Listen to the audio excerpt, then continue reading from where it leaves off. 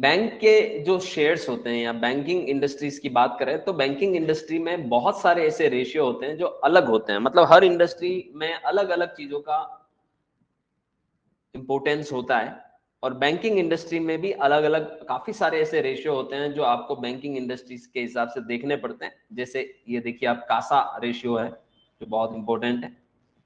उसके अलावा net NPA ratio भी बड़ा इंपॉर्टेंट है। तो आप अगर अगर अपन बात करें नेट एनपीए, अभी हम बात करेंगे यहाँ पर।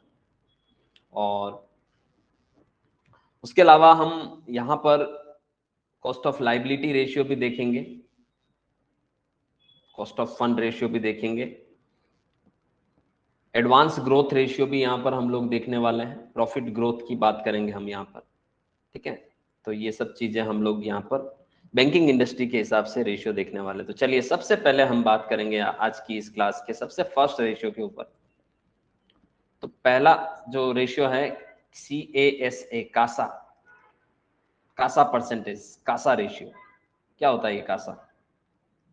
देखिए, कासा का मतलब होता है करंट अकाउंट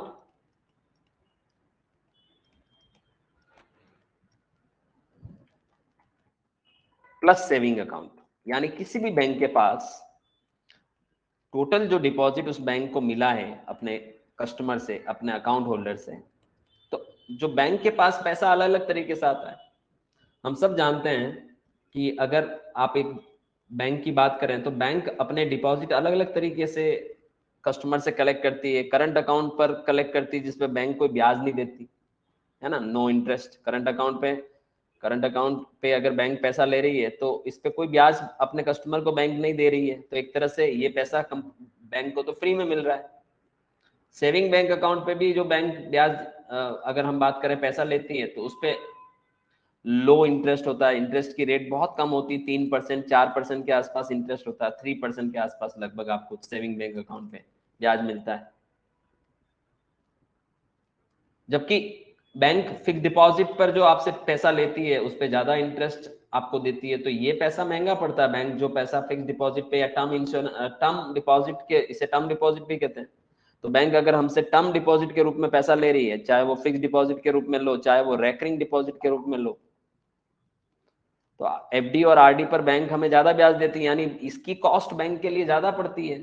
तो ऑब्वियस सी बात है, आप ये देखिए, बैंक आपसे जो पैसा लेती है, कस्टमर से जो डिपॉजिट के रूप में पैसा लेती है, उसमें एफडी और आरडी ऐसे एग्जांपल है जिनमें बैंक हाई इंटरेस्ट ऑफर करती है। यानी बैंक की जो कॉस्ट है, कॉस्ट ऑफ कैपिटल है, जैसे मान लो यहाँ पर 7% हम एफडी और आरडी की रेट मान लेते हैं, तो जो कॉस्ट ऑफ कैपिटल है इन दोनों केसेस में बैंक की कॉस्ट ऑफ कैपिटल ज्यादा होती है। यानी बैंक जो पैसा हमसे ले रही है उस पर उनकी कॉस्ट ज्यादा पड़ रही है, तो कॉस्ट ऑफ कैपिटल हमेशा इन केसेस में हाई होती है, एफडी और आरडी के केस में। जबकि अगर हम बात करें सेविंग और करंट अकाउंट पे, बैंक की कॉस्ट ऑफ कैपिटल हमेशा कम होती है, क्योंकि या तो उस पर ब्याज देना नहीं पड़ता, और देना पड़ता है तो बहुत कम रेट से देना पड़ता है, तो कॉस्ट ऑफ कैपिटल कम होती है। तो किसी भी बैंक के लिए अगर उसके करंट अकाउंट और सेविंग अकाउंट में कितना पैसा डिपॉजिट के रूप में, कितना परसेंटेज करंट अकाउंट और सेविंग अकाउंट के रूप में बैंक को मिल रहा है, वो उसका कासा रेशियो दिखाता है। याद रखिएगा, कौन सा रेशियो दिखाता है?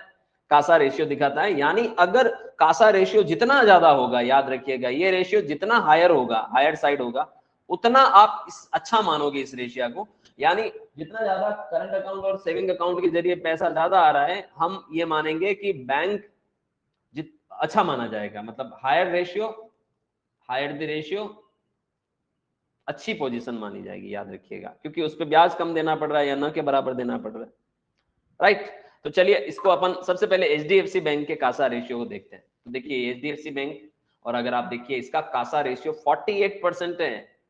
देखिए आप इसे कंपेयर करिए, आप अगर आप चीजों को कंपेयर करेंगे, आप अलग अलग बैंकों के कासा रेशियो को देखेंगे। सबसे पहले अपन इंडिया के सबसे बड़े बैंक एचडीएफसी बैंक का रेशियो देखिए, 48% कासा रेशियो है। यानी टोटल अगर 100 रुपए पब्लिक से डिपॉजिट के रूप में बैंक ले रहा है, तो उसमें से 48 रुपया बैंक करंट अकाउंट और सेविंग अकाउंट पे ले रहा है, जिसपे या तो बैंक को पैसा इंटरेस्ट देना नहीं पड़ रहा है या बहुत कम देना पड़ रहा है। तो ये बहुत अच्छा माना जाएगा, जितना ज्यादा कासा रेशियो होगा उतना अच्छा माना जाएगा, याद रखिएगा। ठीक है, तो एचडीएफसी बैंक का देखा। अब मैं आपको एक और बैंक का एग्जाम्पल बताता हूँ। अब मैं आपको बता रहा हूँ कोटेक, प्राइवेट सेक्टर का बैंक है। कोटक महिंद्रा, आपने नाम सुना ही होगा।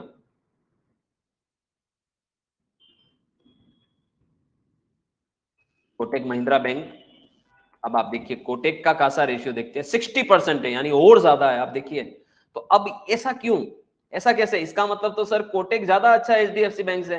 तो ये देखिए, ये कहीं कहीं आपको ये थोड़ा सा ध्यान रखने की जरूरत है कि अब कोटक महिंद्रा बैंक का कासा रेशियो देखते हैं तो 61% के आसपास आ रहा है, लगभग 60% है। तो एचडीएफसी बैंक के मुकाबले 12% ज्यादा है, यानी 100 में से 60 रुपए करंट और सेविंग बैंक अकाउंट पे मिलते हैं। अब ऐसा इसलिए होता है क्योंकि जो प्राइवेट सेक्टर के बैंक होते हैं, देखिए कंपटीशन हर इंडस्ट्री में आपको पता है।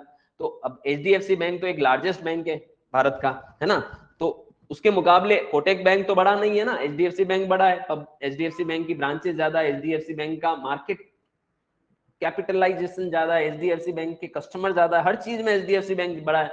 अब अगर कोई नया बैंक आ रहा है और प्राइवेट सेक्टर का बैंक आ रहा है, तो उसको अगर दूसरे बैंकों के कंपटीशन में खड़े होना है तो उसको इंटरेस्ट रेट हमेशा क्या करनी पड़ती है, ज्यादा रखनी पड़ती है। यानी ऐसे बैंक्स जो प्राइवेट सेक्टर के बैंक होते हैं, जैसे कोटक महिंद्रा जैसे बैंक हो गए, या आईडीएफसी बैंक जैसे बैंक हो गए।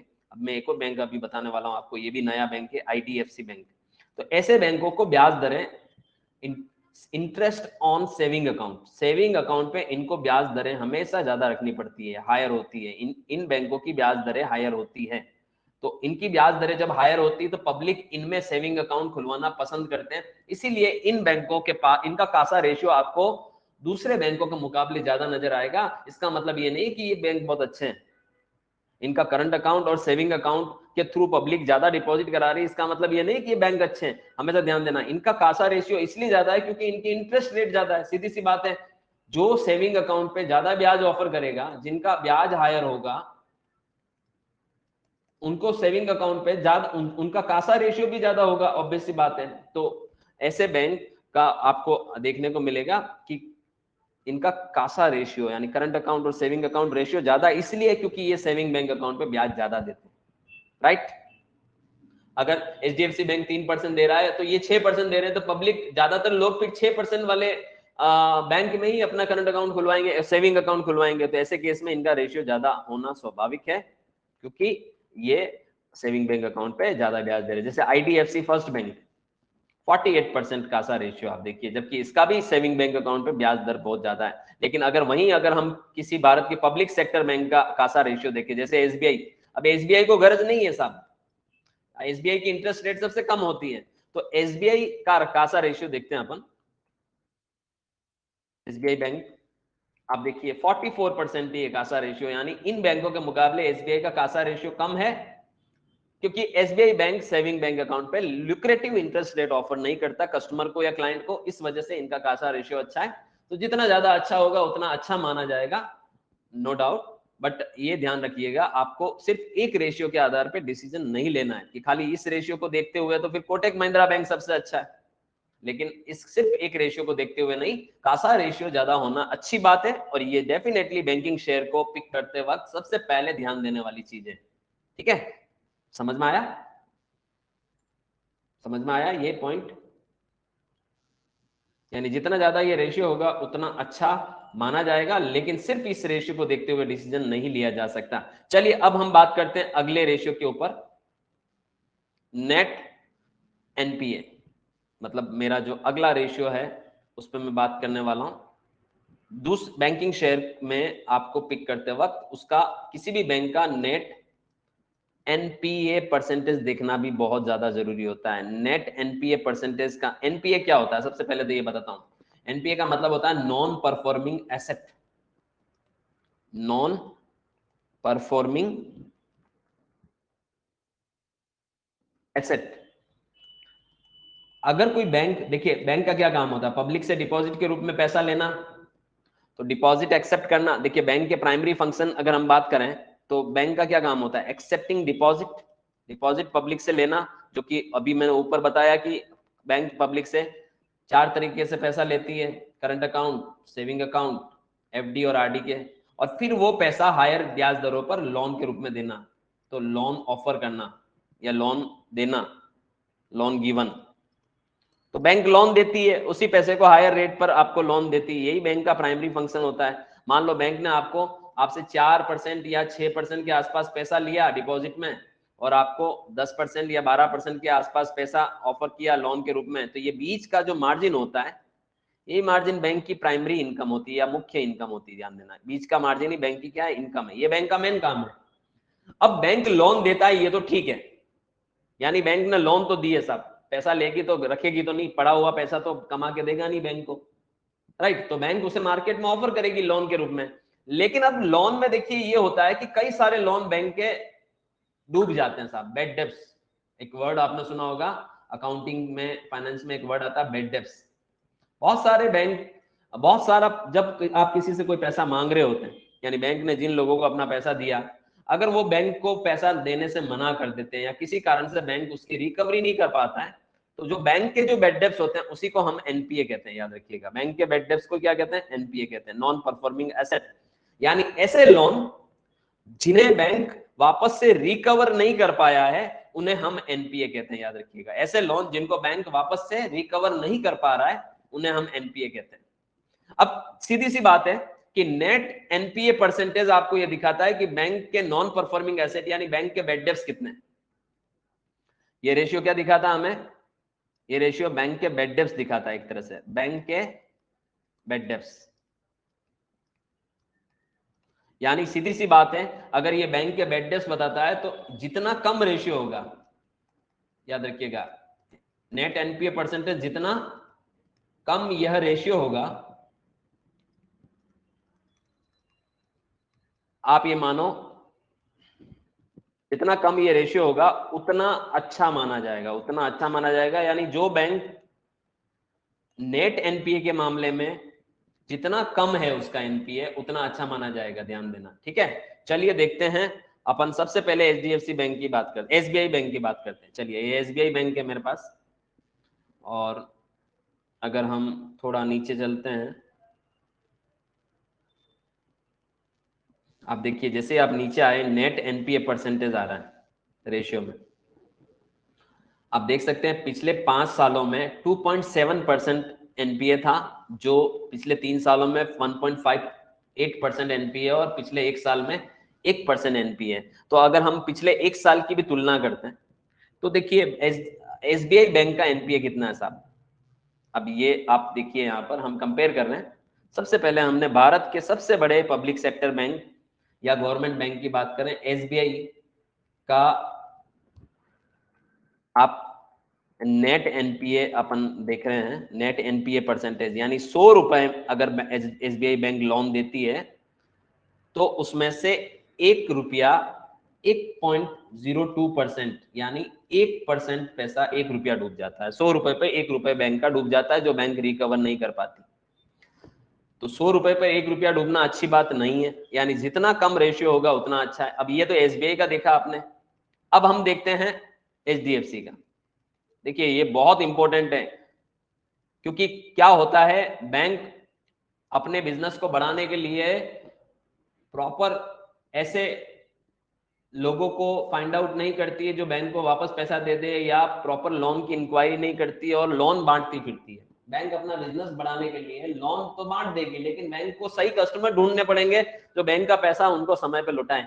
अगर बैंक ने ऐसे ही लोन बांटते रहे, विजय माल्या जैसे लोग या नीरव मोदी जैसे लोगों को बैंक लोन देती गई और वो लोग पैसा ले लेके फरार हो गए, तो बैंक का एनपीए बढ़ने वाला है। तो जितना ज्यादा एनपीए होगा उतना बैंक, देखिए ऑब्वियस सी बात है, ये एक ऐसा रेशियो होता है जो बैंक, जैसे अभी आपने देखा होगा कि अमेरिका में आज की एक रिपोर्ट थी कि अमेरिका में 100 से ज्यादा बैंक दिवालिया होने के कगार पे आ गए। तो ये पोजीशन कब बनती है, जब आपका एनपीए बढ़ जाता है। आप पब्लिक को पैसा दे रहे हो, पब्लिक पैसा खा के भाग रही है, लेके भाग रही है, आपका एनपीए परसेंटेज बढ़ रहा है, तो आपकी बेड डेब्ट्स के चांसेस बढ़ रहे हैं, और बेड डेब्ट्स यानी आप डिफॉल्टर होने के चांसेस आपके बढ़ रहे हैं। तो एनपीए जितना कम होगा उतना अच्छा है। अब एचडीएफसी बैंक का एनपीए देखते हैं हम।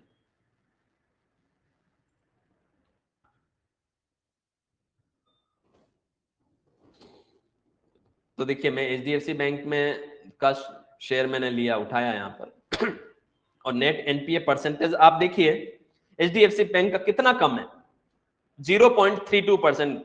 यानी एसबीआई के मुकाबले एचडीएफसी का एनपीए बहुत कम है। तो ये एक किसी भी स्ट्रॉन्ग बैंक की इंडिकेशन है। जितना कम एनपीए होगा आप समझिए वो बैंक उतना ही ज्यादा स्ट्रॉन्ग माना जाएगा। अगर मैं इस रेशियो के आधार पर बात करूं तो एचडीएफसी बैंक का शेयर ज्यादा अच्छा है एसबीआई के मुकाबले।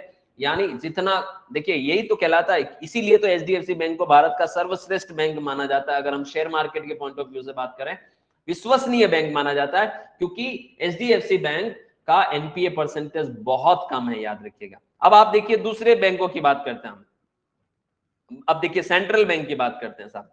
सेंट्रल बैंक भी भारत का एक बड़ा पब्लिक सेक्टर बैंक है, लेकिन सेंट्रल बैंक की बात करते हैं हम।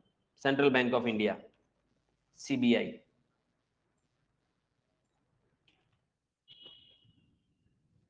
ये भी एक पब्लिक सेक्टर बैंक है, बड़ा बैंक है ना।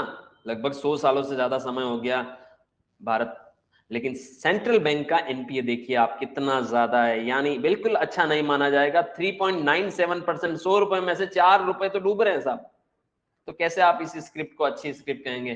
तो ये बहुत इंपॉर्टेंट चीज है जो आपको कभी भी किसी भी शेयर को खरीदने से पहले देखना है कि आप फंडामेंटली स्ट्रॉन्ग बैंक का शेयर तभी खरीदे जब उसका एनपीए परसेंटेज बहुत कम हो, याद रखिएगा। तो ऐसे शेयर बैंकिंग स्टॉक खरीद रहे हैं तो आपको हमेशा कासा रेशियो देखना है। हायर द कासा अच्छा माना जाएगा, lower the net NPA percentage अच्छा माना जाएगा। आई होप आपको ये समझ में आया होगा। समझ में आया? ओके, आगे बढ़ते हैं। अब हम तीसरी चीज के ऊपर बात करते हैं। बैंकिंग शेयर्स के केस में आपको किन किन चीजों को देखना होता है? तो एक तो कासा रेशियो देखा, एक एनपीए रेशियो देखा। अब हम बात करते हैं cost of liability. Cost of liabilities या कॉस्ट ऑफ फंड, इसे फंड भी कहते हैं। यानी जो पब्लिक से आपने पैसा लिया है, पब्लिक से, देखिए आप अभी अभी मैंने ऊपर बताया था कि हम बैंक जो है वो अपने कस्टमर से 4 तरीके से पैसा लेती है। करंट अकाउंट पे पैसा लेती है जिसपे ब्याज नहीं देना पड़ता, सेविंग अकाउंट पे कम ब्याज होता है, और एफडी और आरडी पर ब्याज की रेट ज्यादा होती है। ओवरऑल बैंक ने जितना भी पैसा कस्टमर से लिया, ओवरऑल देखिए कासा रेशियो आपको हो सकता है गलत रिपोर्ट दे, जैसे ये। अब यहां पर आपको कासा रेशियो देखने से ये लग रहा है कि सबसे अच्छा कोटक बैंक है, लेकिन आपको साथ साथ में ये भी देखना पड़ेगा ओवरऑल कॉस्ट ऑफ कैपिटल आपकी कितनी है, ओवरऑल कॉस्ट ऑफ लाइबिलिटी आपकी कितनी है। यानी बैंक अपने सारे डिपॉजिट पे कितना ब्याज दे रहा है। बैंक अपने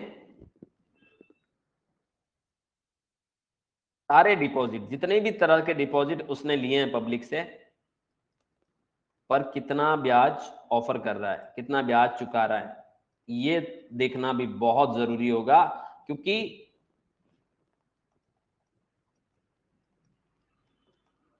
सेविंग बैंक अकाउंट पे आपने ज्यादा पैसा ले लिया साहब और आपका कासा रेशियो अच्छा हो गया, लेकिन आप ये भी तो समझो कि सेविंग बैंक अकाउंट पे आप अगर ब्याज ज्यादा लुटा रहे हो तो फिर आप मार्केट में कमाई कैसे अच्छी करोगे? जब आपका 6% 7% सेविंग पे ही दे रहे हो, तो फिर वो जब पैसा आप पब्लिक वापस इन्वेस्ट करोगे या लोन के रूप में दोगे तो वापस आपकी कमाई कैसे ज्यादा होगी? तो जितना कम कॉस्ट ऑफ लाइबिलिटी होगा, याद रखिएगा, जितना कम होगा, याद रखिएगा, ये पॉइंट इंपॉर्टेंट है।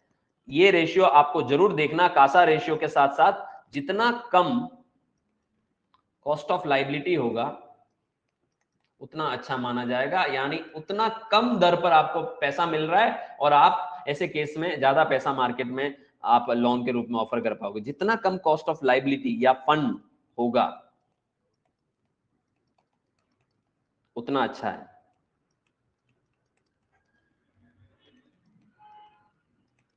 उतना अच्छा माना जाएगा। क्योंकि ऑब्वियस सी बात है कि अगर आपने मान लो आपकी, देखिए एक चीज बताता हूं, किसी, अब मैं आपको कुछ बैंक के कंपेयर करके भी बताता हूं, इससे आपको अभी आइडिया लग जाएगा।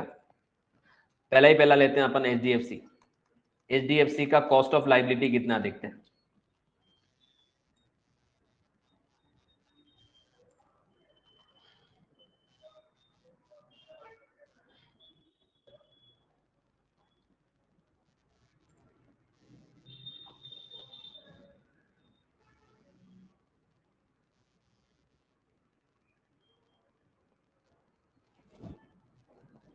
जैसे अभी अपन बात कर रहे थे नेट एनपीए परसेंटेज की, उसी तरह से ये देखिए इसी के नीचे आपको कॉस्ट ऑफ लाइबिलिटी परसेंटेज भी दिखेगा।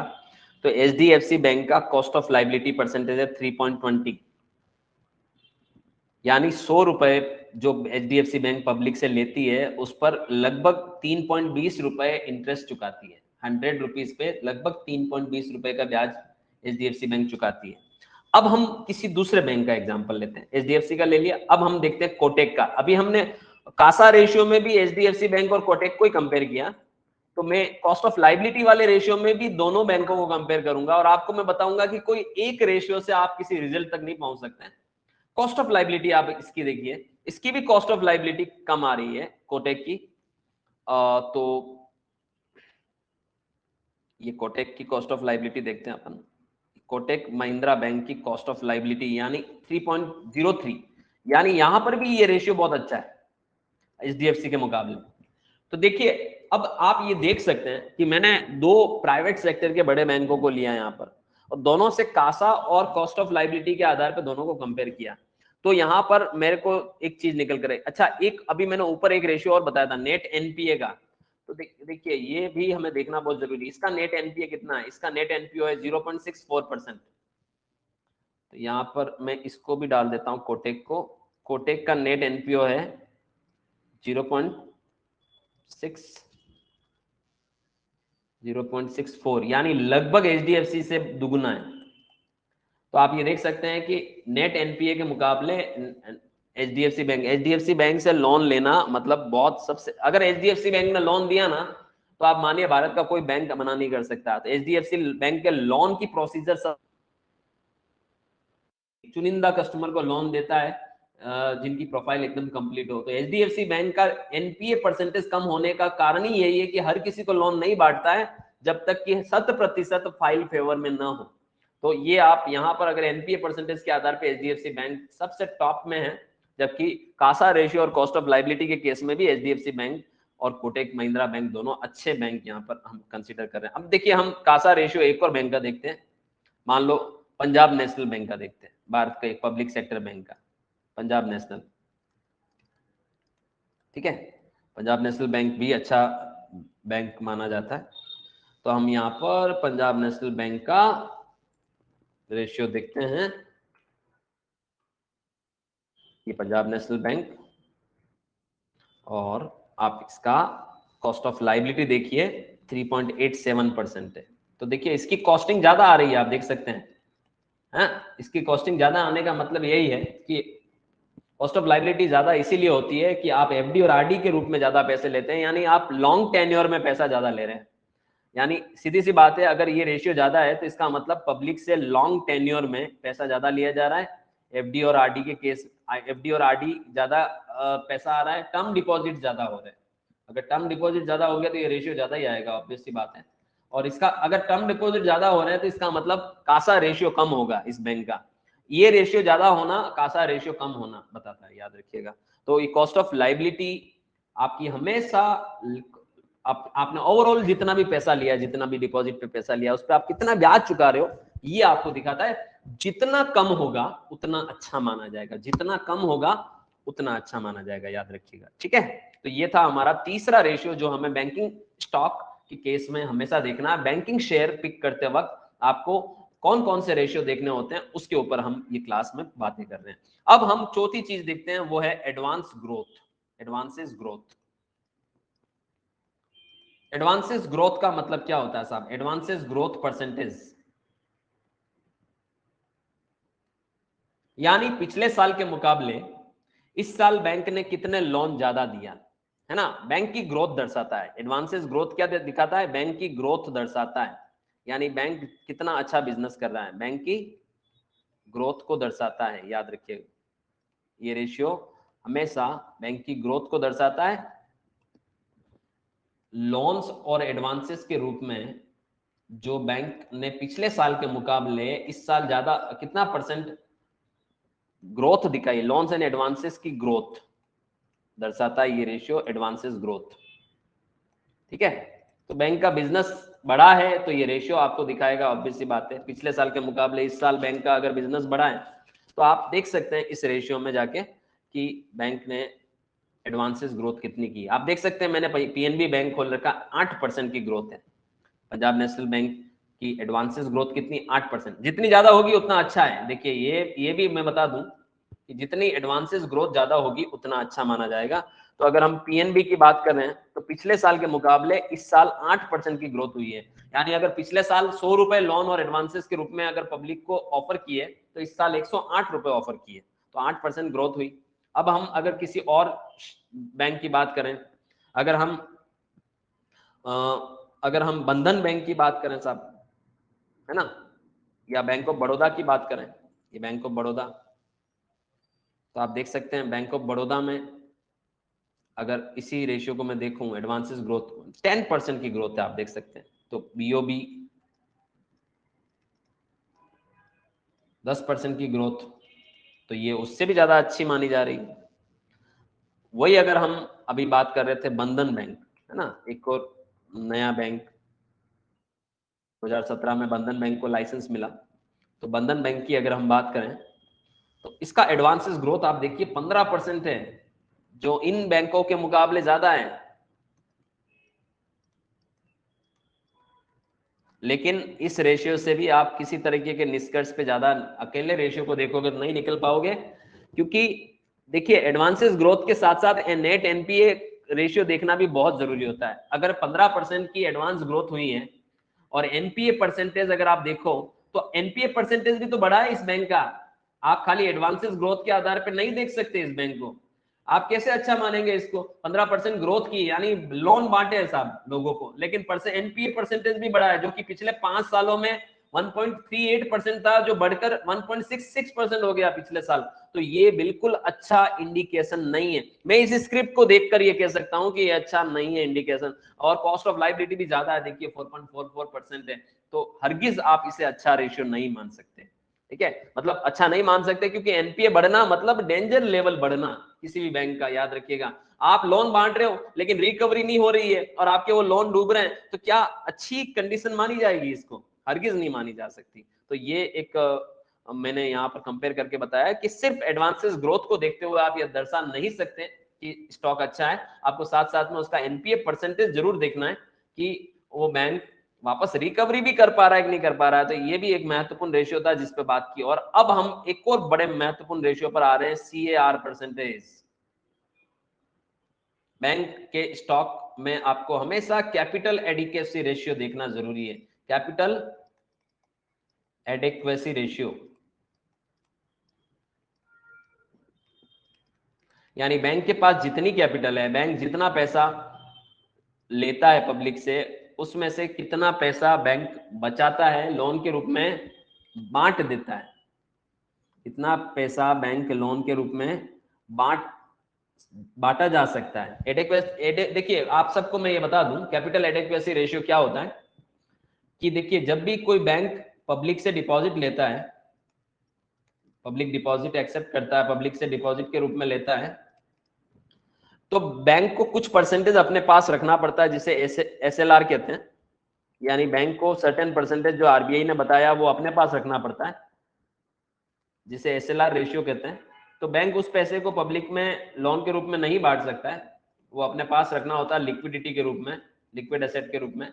और कुछ परसेंटेज बैंक को आरबीआई के पास डिपॉजिट रखना पड़ता है, जिसे हम सीआरआर कहते हैं।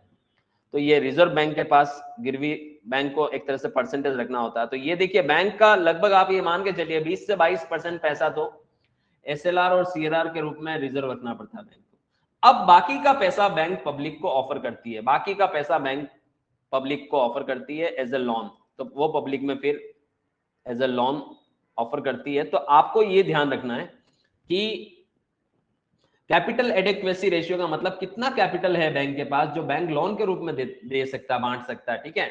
यानी बैंक लोन के रूप में कितना पैसा दे सकता है, कितना पैसा बांट सकता है,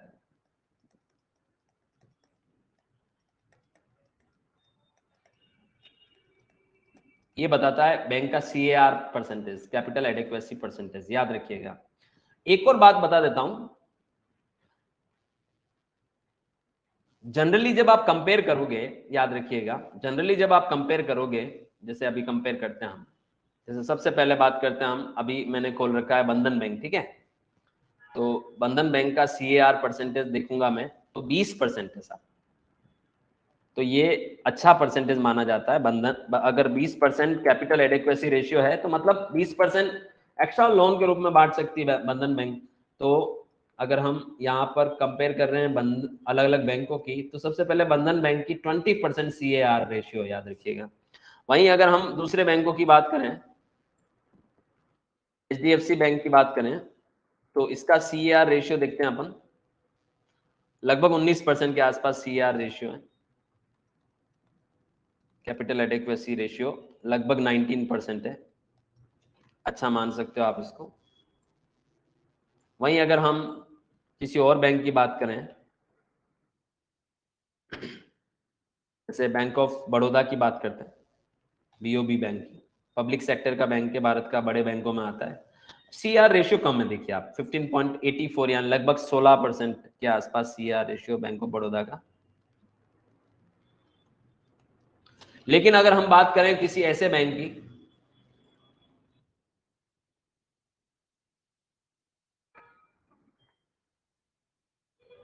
द साउथ इंडियन बैंक, तो आप देखेंगे इसका CAR परसेंट भी लगभग 16% के आसपास है।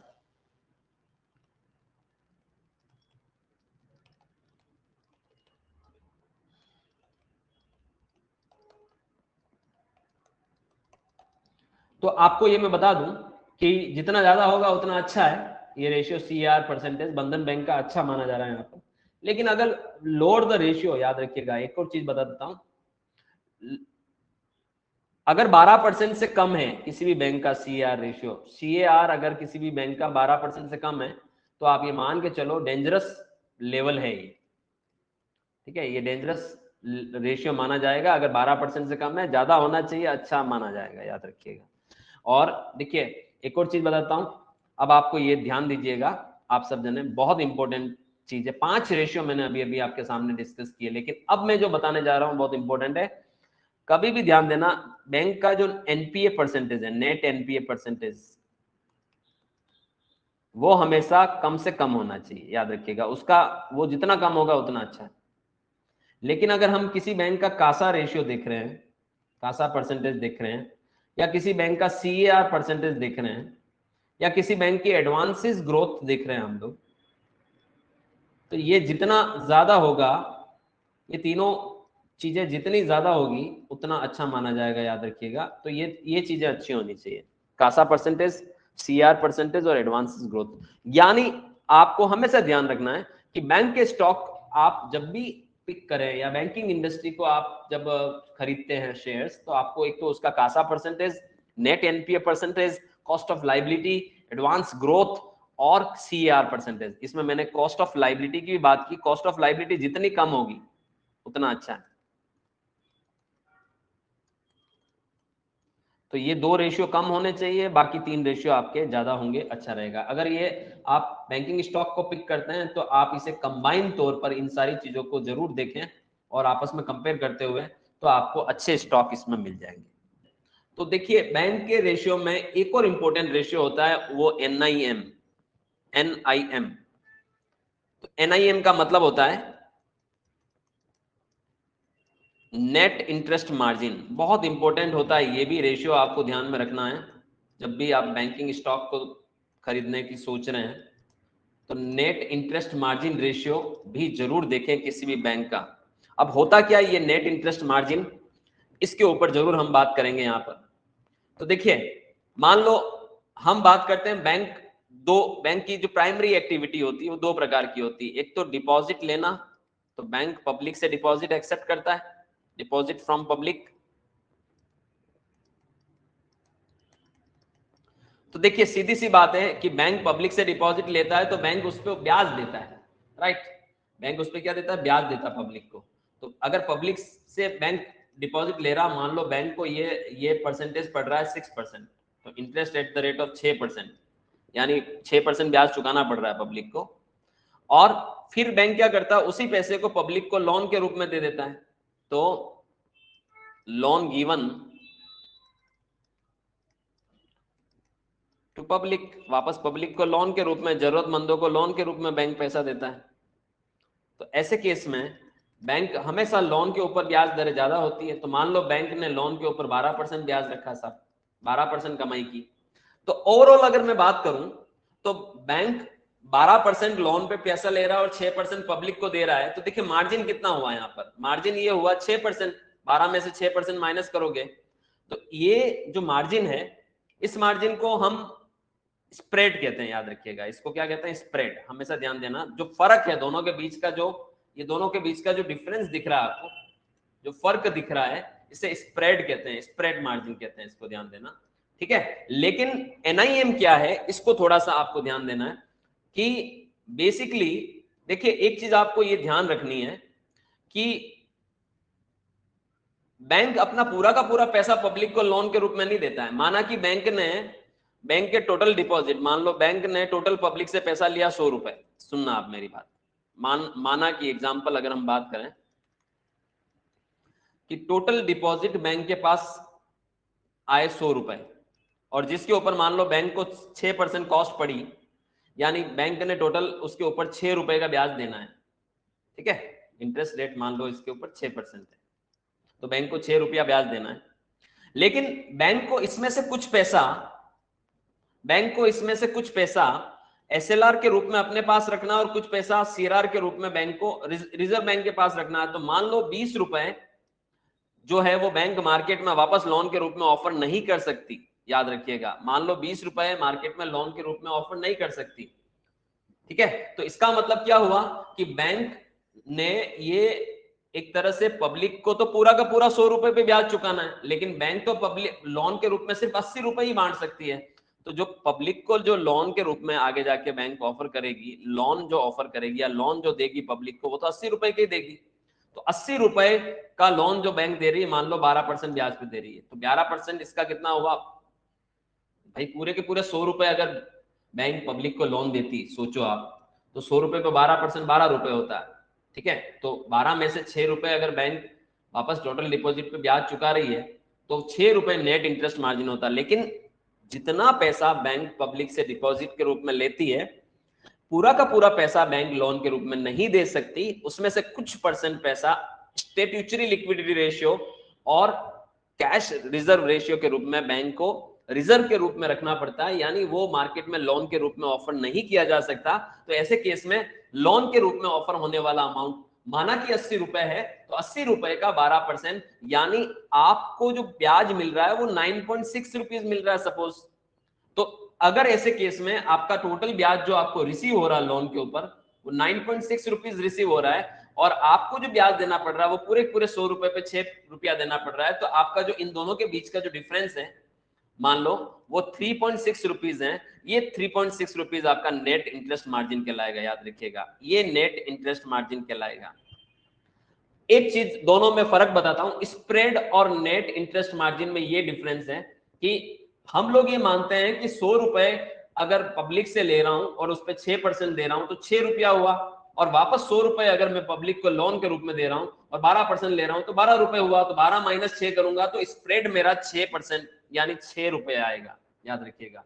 लेकिन नेट इंटरेस्ट मार्जिन क्या होता है? नेट इंटरेस्ट मार्जिन ये होता है कि एक्चुअल में जो पैसा आप पब्लिक से ले रहे हो वो पूरा का पूरा तो आप वापस लोन के रूप में नहीं दे सकते, तो उसमें से आप लोन के रूप में जितना पैसा जितने रेट पे दे रहे हैं, जो ब्याज आपको मिल रहा है उसमें से जो ब्याज आपने टोटल चुकाया वो माइनस कर दो, तो ये नेट इंटरेस्ट मार्जिन होता है। याद रखिएगा, नेट इंटरेस्ट मार्जिन किसी भी बैंक का जितना ज्यादा होगा, याद रखिएगा, जितना ज्यादा होगा उतना अच्छा माना जाएगा। याद रखिएगा, जितना ज्यादा किसी बैंक का नेट इंटरेस्ट मार्जिन होगा उतना अच्छा माना जाएगा, यानी बैंक उतना पैसा बचा पा रही है। नेट इंटरेस्ट मार्जिन का मतलब क्या हुआ? ये बैंक की एक तरह से कमाई दिख रही है, बैंक का मार्जिन दिख रहा है कि इतना ऊपर ब्याज बैंक कमा रही है। याद रखिएगा, तो बैंक कितना इंटरेस्ट बचा पा रही है, ये हमेशा याद रखिएगा नेट इंटरेस्ट मार्जिन रेशियो दिखाता है। बैंक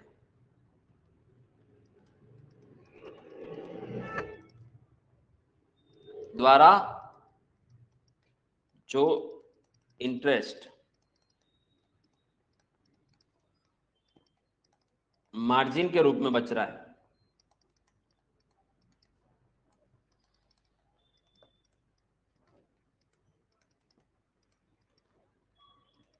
वो एनआईएम दर्शाता है। है ना, वो नेट इंटरेस्ट मार्जिन दिखाता है, याद रखिएगा। तो सीधी सी बात है, एनआईएम जितना ज्यादा आएगा उतना अच्छा माना जाएगा। आई होप आपको समझ में आया होगा ये रेशियो।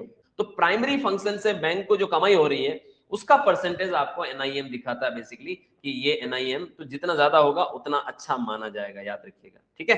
क्योंकि आप बैंकिंग स्टॉक को पढ़ रहे हैं तो अभी तक आपने 6 अलग अलग तरीके के रेशियो के ऊपर डिस्कस किया है, तो बहुत सारी चीजें देखनी पड़ती है आपको।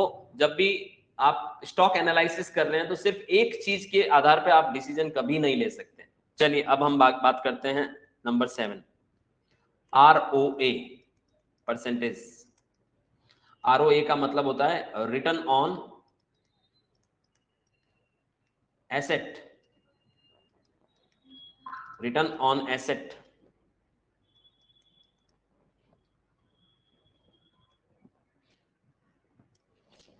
ओके, अब रिटर्न ऑन एसेट का मतलब ये होता है, देखिए ROA परसेंटेज देखते हैं हम यहां पर, सिर्फ एनआईएम पे डिपेंड नहीं रहने का है, राइट।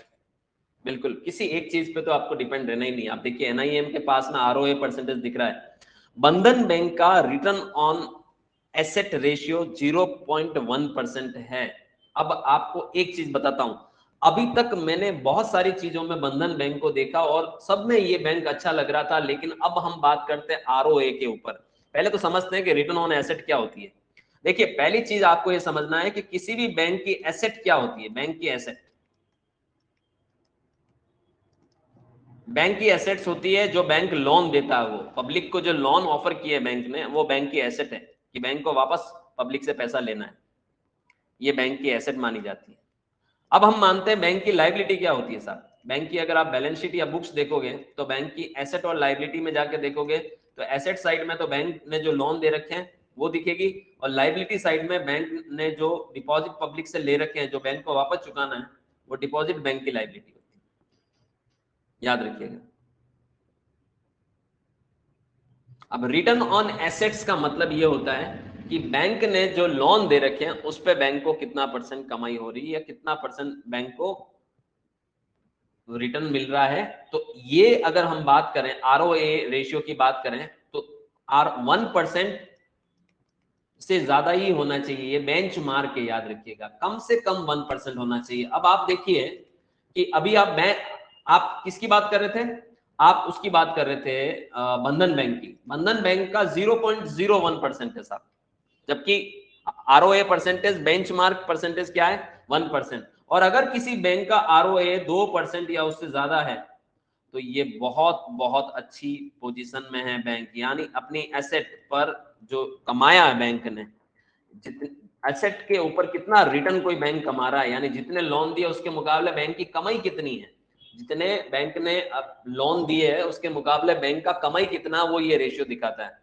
तो 2% से ज्यादा होना बहुत अच्छा माना जाएगा, 1% तो कम से कम होना चाहिए, और अगर 1 से कम है तो डेंजर लेवल है। आप देख सकते हैं ROA परसेंटेज बंधन बैंक का, आप देख सकते हैं, यानी बंधन बैंक का कमाई का परसेंटेज 0.1% है, जो कि बिल्कुल अच्छा नहीं माना जाएगा।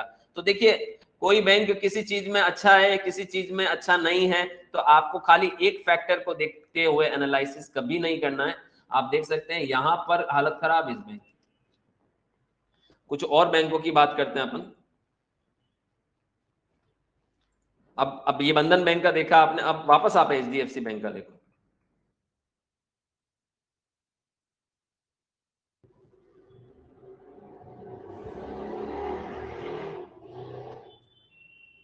HDFC बैंक का देखिए आप 1.94% ROA है, याद रखिएगा, और ये बढ़ता जा रहा है। पिछले 5 सालों में 1.87 था, 1.94% हो गया। तो आप देख सकते हैं कि ये स्ट्रॉन्ग स्क्रिप्ट मानी जा सकती है, स्ट्रॉन्ग स्टॉक है ये। 1.98 लगभग 2% के आसपास, 1.94। तो देखिए आप यहाँ पर आपको HDFC बैंक का पावर दिखेगा, इसके शेयर का पावर दिखेगा कि ROA परसेंटेज लगभग 100 रुपए पे 2 रुपए की कमाई कर रहा है HDFC बैंक, जबकि बंधन बैंक कितनी कर रहा है, 100 रुपए पे 10 पैसे जितनी। तो जो 2 रुपए कमाने वाला, 100 रुपए पे 2 रुपए कमाने वाला बैंक अच्छा है या 100 रुपए पे 10 पैसे कमाने वाला बैंक अच्छा है? तो ये ROA परसेंटेज दिखाता है बेसिकली। और भी बैंक्स देखते हैं अपन, पीयर ग्रुप में जाके भी आप देख सकते हैं ROA परसेंटेज को, ये पीयर ग्रुप है। और आप देख सकते हैं यहाँ आईसीआईसीआई बैंक का आरओए 1.77% है, कोटक महिंद्रा का 2.11% है। आप देखिए कोटक महिंद्रा का आरओए सबसे अच्छा है, आईडीबीआई बैंक का 0.81% है, एक्सिस बैंक का 1% है। तो इससे आप ये आइडिया लगा सकते हैं कि क्या पोजीशन है किसी भी स्टॉक, मतलब बैंकिंग स्टॉक की, उसका आरओए देखकर, याद रखिएगा। तो रिटर्न ऑन एसेट रेशियो देखकर आप ये लगा सकते हैं आइडिया कि आप कौन से बैंक का एसेट के ऊपर अच्छा रिटर्न वो बैंक कमा रहा है। अब देखिए ये सब जो हमने अभी तक बैंक के जो रेशियो देखे हैं, ये सब क्वांटिटेटिव एनालिसिस है। ये टोटल जो रेशियो हमेशा आपको फिगर्स में एनालिसिस करना सीखा था। रेशियो से आप क्वांटिटेटिव एनालिसिस कर सकते हैं, है ना। रेशियो से आप क्वांटिटेटिव एनालिसिस कर सकते हैं, क्वांटिटी के आधार पे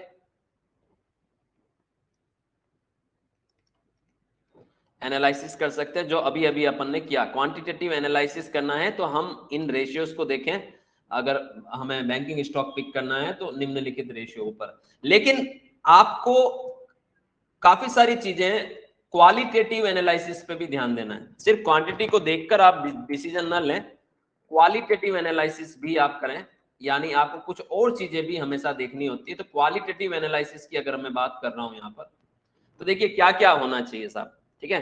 तो देखिए क्वालिटेटिव एनालिसिस में अगर मैं बात करूं तो जैसे पहला पॉइंट, कभी भी किसी भी बैंक की बैलेंस शीट देखोगे, ठीक है, बैंक की अगर आप बैलेंस शीट देखोगे तो बैलेंस शीट में अगर आप लाइबिलिटी साइड की बात करें तो उसकी जो लाइबिलिटी साइड है, आप उसकी लाइबिलिटी साइड में, उसके लाइबिलिटी साइड में क्या देखिएगा, अभी अभी मैंने ऊपर दिखाया कि बैंक की लाइबिलिटी क्या होती है, पब्लिक से लिया गया डिपॉजिट। आपको इसमें पब्लिक डिपॉजिट नजर आएगा। और मैं आपको एक चीज और बताता हूं कि पब्लिक डिपॉजिट में आप हमेशा ये ध्यान दीजिए, बैंक देखिए बैंक की लाइबिलिटी साइड में आप जब पब्लिक डिपॉजिट देखेंगे, है ना, तो आपको ये ध्यान रखना, इसमें देखिए बैंक की लाइबिलिटी अलग अलग तरीके की होती है।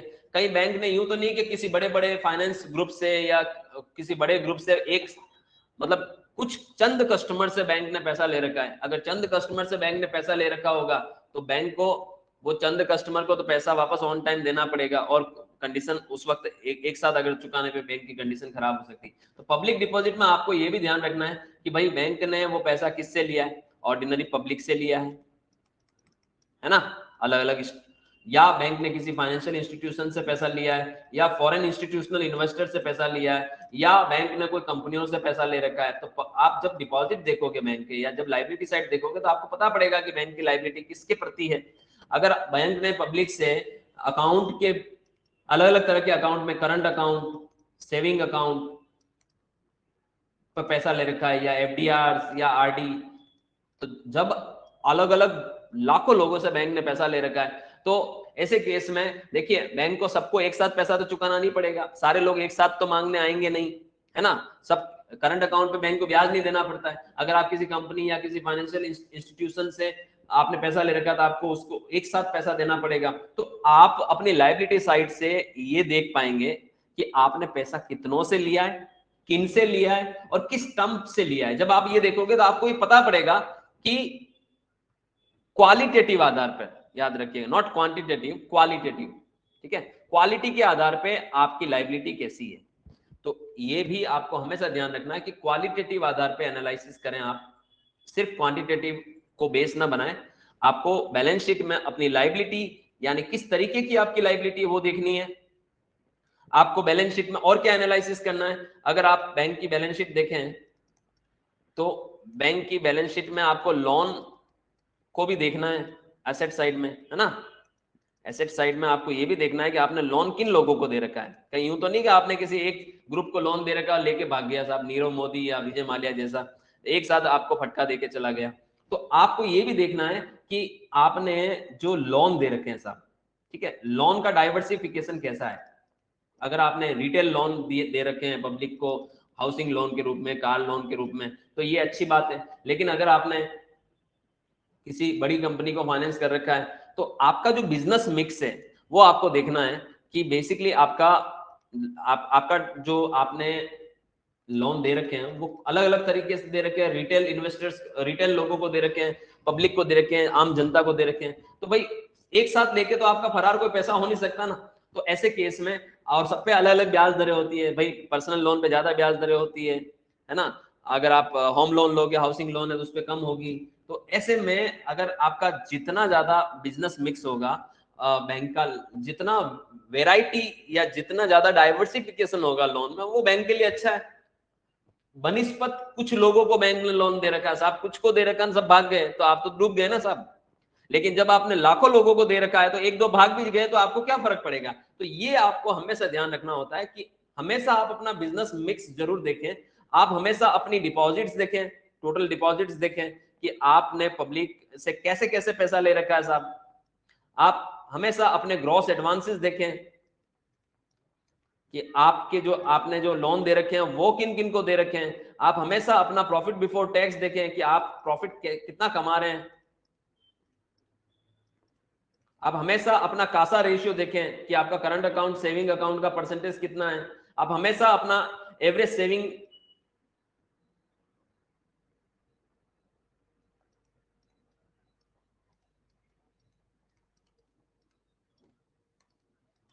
बैंक बैलेंस देखें। ये सब चीजें जब आप देखोगे, बिजनेस मिक्स देखोगे। अब एक और चीज है कि सर इतना ज्यादा डिटेल हमें कहां से मिलेगा। देखिए अगर आपको कभी भी बिजनेस अपना बिजनेस मिक्स देखना है और अपना ये सब चीजें देखनी है तो आपको हमेशा इन्वेस्टर्स प्रेजेंटेशन देखना होता है।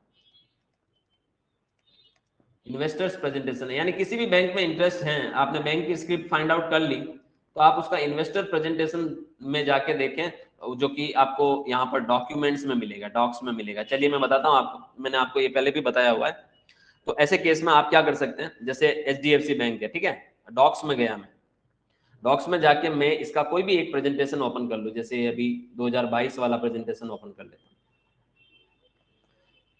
ये इसमें तो खैर अभी ज़्यादा डिटेल्स नहीं है, तो हम कोई दूसरा प्रेजेंटेशन ओपन कर लेते हैं साहब,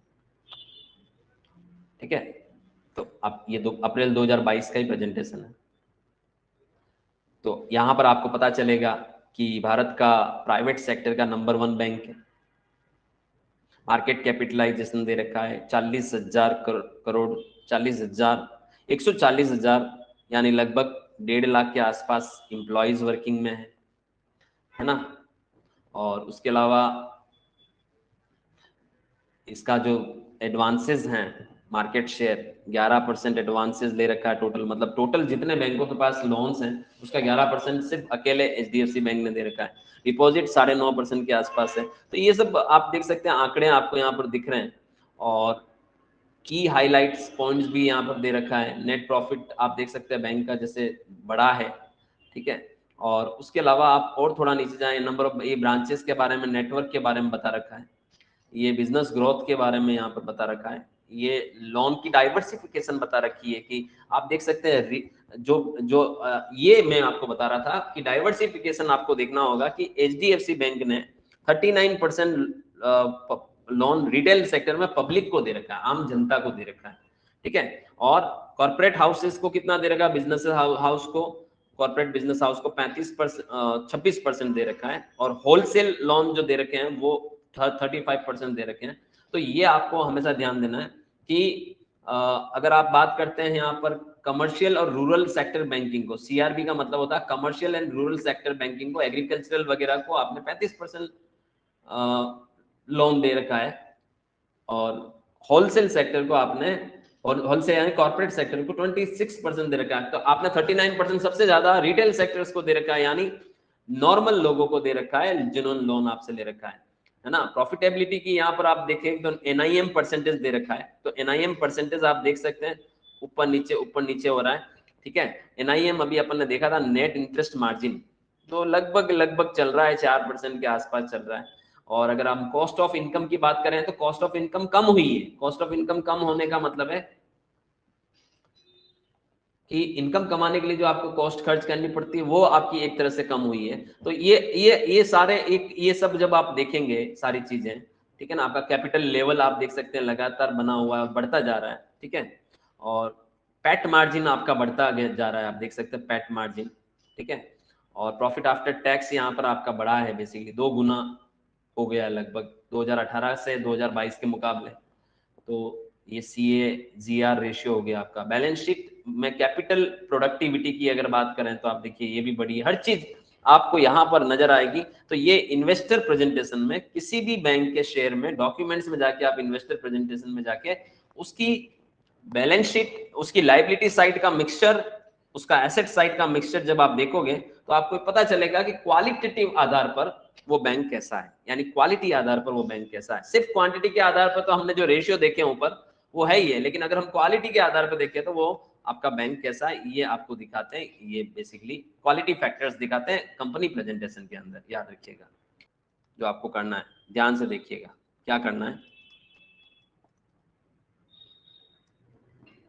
आप लोगों को भारत के कुछ बैंकों के कुछ बैंक्स, ठीक है, 8 से 10 बैंकों के आप एक ऐसी टेबल बनाएंगे जिसमें 8 से 10 बैंक इंडिया के पब्लिक सेक्टर प्राइवेट सेक्टर के बड़े बैंक्स, उनकी एक लिस्ट बनाएंगे।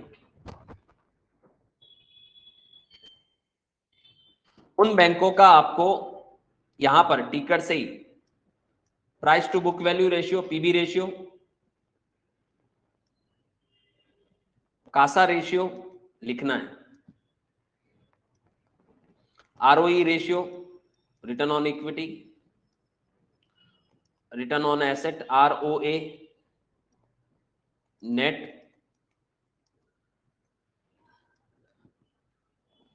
NPA ratio, NIM ratio, capital adequacy ratio CAR, और एडवांसेस ग्रोथ रेशियो। ये सब आपको टीकर पे जाके आपको ये सारी चीजें मिल जाएगी। ये टोटल मिला के 8 रेशियो, 1 2 3 4 5 6 7 और 8। ये आपको थोड़ा सा 8 से 10 बैंकों का यहां पर सारे रेशियो लिखने हैं, ठीक है।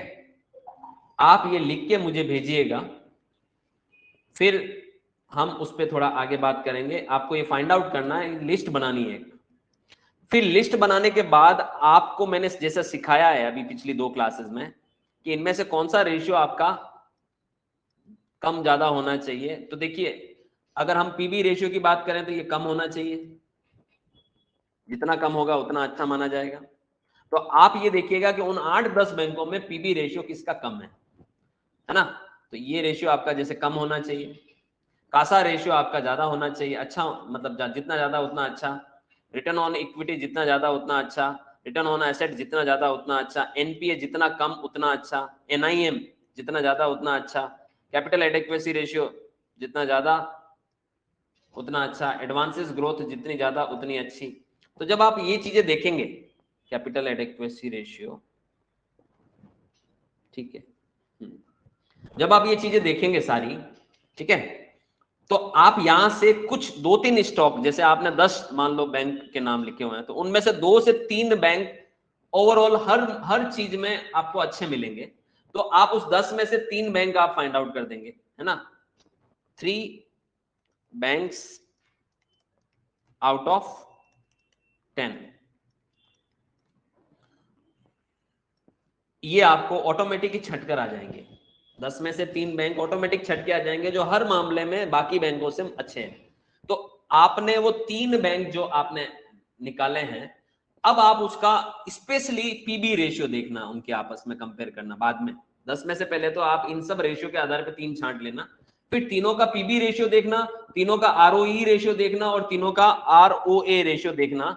तो आपको जिसका पीबी सबसे कम हो और जिसका आरओई और आरओए सबसे ज्यादा हो, आप ये मान के चलना कि वो ऐसा रेशियो है जिसको आपको थोड़ा सा उसकी मार्केट न्यूज सर्च करनी। ऐसा नहीं है कि वो बहुत अब बेस्ट हो गया साहब, अब तो उसमें इन्वेस्ट कर ही लेना है।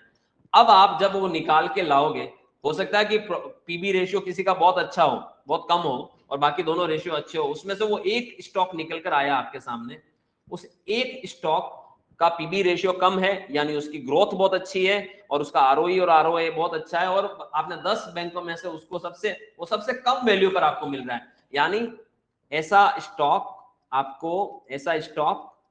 सबसे कम वैल्यू पर आपको मिल रहा है, इसका मतलब मार्केट में सबसे कम वैल्यू पे मिल रहा है। तो यानी वो अच्छा है ये नहीं कहता मैं, सबसे कम वैल्यू पर मिल रहा है। अब आपको उसकी कुछ मार्केट न्यूज निकाल के देखनी है कि ऐसा वो क्यों हो रहा है। आप गूगल वगैरह पे जाके उस स्टॉक के बारे में लिख सकते हैं कि वो उसकी प्राइस कम चल रही है, तो आपको उस स्टॉक के ऊपर थोड़ा सा रिसर्च करना है कि ऐसा क्या पिछला कुछ टाइम से उस स्टॉक से संबंधित या उस बैंक से संबंधित क्या न्यूज चल रही है मार्केट में, जिसकी वजह से उसकी मार्केट वैल्यू कम चल रही है और हर मामले में वो अच्छा दिख रहा है और उसके शेयर की वैल्यू कम है, तो ऐसा क्यों। तो जब आप ये देखेंगे और अगर उसके बारे में कोई आपको नेगेटिव बातें नहीं सुनने में आएगी, तो आप ये मान के चलिए आपको ऐसा स्टॉक पिक करना चाहिए। और अगर नेगेटिव बातें निकल कर आ रही है इस वजह से उसकी मार्केट वैल्यू कम चल रही है, तब भी आपको नहीं खरीदना चाहिए। जबकि आपने 10 में से वो एक स्क्रिप्ट छांटी, लेकिन हो सकता है कि मार्केट में ऐसी कोई चीज चल रही है जिसकी वजह से उसकी मार्केट वैल्यू कम चल रही है। तो इस तरह से आप एनालिसिस करना सीखेंगे। तो आपको ये होमवर्क जरूर करना है। आपको 8 से 10 बैंकों की लिस्ट बनानी है, सारे रेशियो निकालने और उनके आधार पर 3 या 2 बैंक निकालने और उनमें भी आपको 3 रेशियो के आधार पर एक बैंक पिक करना है और उसकी मार्केट न्यूज आपको रीड करनी है। और ये आपको होमवर्क है जो कल की क्लास से पहले आपको करना है और लिस्ट बना के मुझे जरूर भेजनी। कर लोगे?